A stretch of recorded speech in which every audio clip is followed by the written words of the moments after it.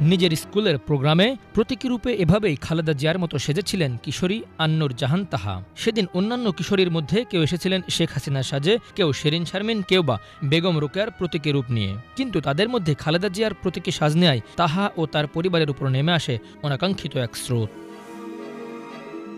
নড়াইলের লোহাগড়া উপজেলা প্রশাসনের আয়োজনে 2023 সালের ২৬ মার্চ মহান স্বাধীনতা দিবস উপলক্ষে লক্ষ্মীপাশা দি লিটল সেন্ট ইন্টারন্যাশনাল স্কুলের শিক্ষার্থী আন্নুর জাহান তাহা খালেদা জিয়ার প্রতীকী সাজ নেয়ার ঘটনায় ওই স্কুলের প্রধান শিক্ষককে শোকজ করাসহ শিক্ষার্থীর পিতাকে চাকরি থেকে সাময়িক বরখাস্ত করা হয়। এছাড়া হুমকির মুখে দীর্ঘদিন নিজের বাড়ি ছেড়ে অন্যত্র গিয়ে থাকতে হয়েছে এবং সামাজিকভাবে হেয় প্রতিপন্ন হতে হয়েছে তাকে।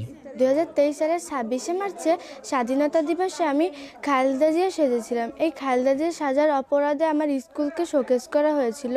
তারপরে আমার বাবা পৌরসভায় চাকরি করত। সেই অপরাধে আমার বাবাকে চাকরি থেকে সাময়িকভাবে বরখাস্ত করে দেওয়া হয়। খালেদা জিয়া সাজার